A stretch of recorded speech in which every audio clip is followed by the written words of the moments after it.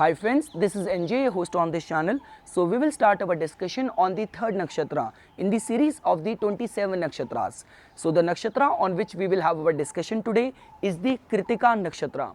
And we will have our discussion on the 3 points. First, we will try to understand the symbol attached to this nakshatra, the deity, the gods associated with this nakshatra, and last, the nature and functioning of this nakshatra.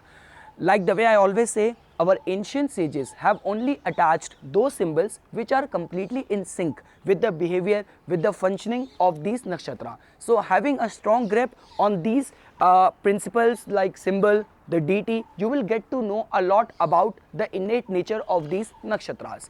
So before we'll start our discussion, just a quick recap of all what we have studied so far. We have already discussed that you cannot rely on your reading only on the basis of the zodiac sign being inhabited by the planets or being transited by the planets, because behind each zodiac sign there is the energy of 3 different nakshatras. So let's say, for example, within this Aries zodiac sign, we have the energy of 3 different nakshatras from 0 because each zodiac sign is of 30 degree of space. So from 0 to 13 degree 20 minute, we have the energy of the Ashwini Nakshatra, which is also known as the star of transport. Ashwini. From 13 degree 20 minute to 26 degree 40 minute, we have the energy of the Bharani Nakshatra, which is known as the star of restraint. And from 26 degree 40 minute to the portion where the territory of the Aries zodiac sign gets over, and the 10 degree of the next zodiac sign, which is the Taurus.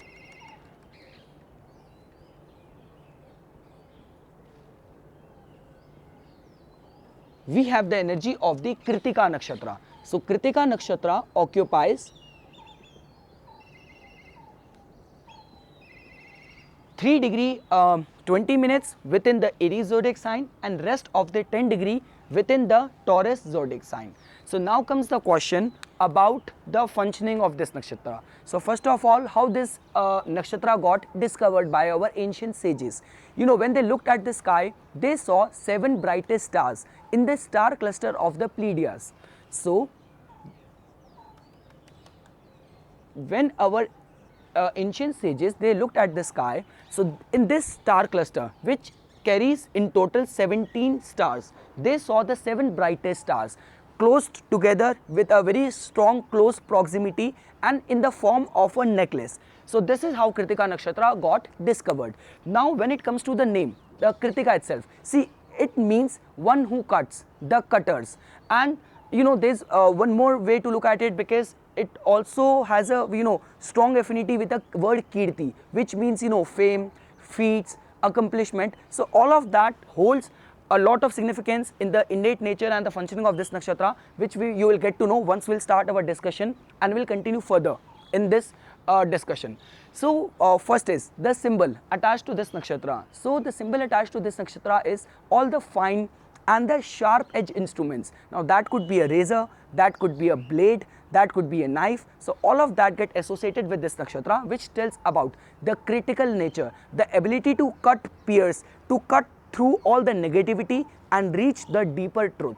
You know, a razor, a knife can also be used in order to cook food, or it could also be used to harm someone. So all of those qualities you will find in the Krittika Nakshatra.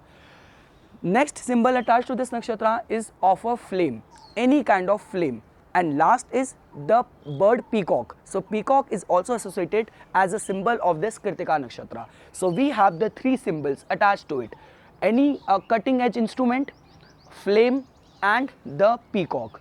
When it comes to the deity associated with the Krittika Nakshatra is the son of Lord Shiva, the Lord Kartike, who is also known by the name of Lord Murugan in the southern part of the India. Now, even if you want to extract some meaning of the functioning of this nakshatra basis the the divine qualities of the god Kartike. So going by the mythology, there was a time when there was a battle going on between the gods and the demons, and the gods were losing their ground. They were about to lose their territory to the demons. So they went to Lord Shiva. So Lord Shiva promised that I cannot intervene, but I'll produce a son who will give you the victory, who will become the commander of your army. So this is how, the Lord Kartikeya got, there's a long story. In short, Lord Kartikeya got produced, and when he was a child, the demons got to know that, there someone who's going to destroy them has already been produced. So in order to save the life of the child, and from the demons who were on a lookout to harm the child, the Lord Kartikeya was being sent to the Krittikas, the 7 wives of the 7 sages. The 7 stars are, which I have already explained to you, are also known as the 7 Krittikas. The Krittikas, who are the wife of the 7 sages, which reside on the star cluster of the Great Bear, also known as the Sapt Rishi. So the 7 wives of the Sapt Rishi are also known as the Krittikas, who became the foster parent or the mother of the Lord Kartikeya. So what can we get to know from this story? We can also get to know about the nurturing quality, about the adoption, about the foster parents, about the institutionalized qualities, knowledge giving qualities, because these 7 wives of these Saptarishi, they gave the proper knowledge and education to the Lord Kartikeya till the time he reached his boyhood and he became the commander and he destroyed the demons. So this is all what we get to know from the innate nature of from this mythological tale about the functioning of this nakshatra. So that's the one deity. The second is the Agni god is also associated with this nakshatra. So we have the 2 deity, the gods associated with this nakshatra. First is the Lord Kartikeya, and second is the Agni, the fire god.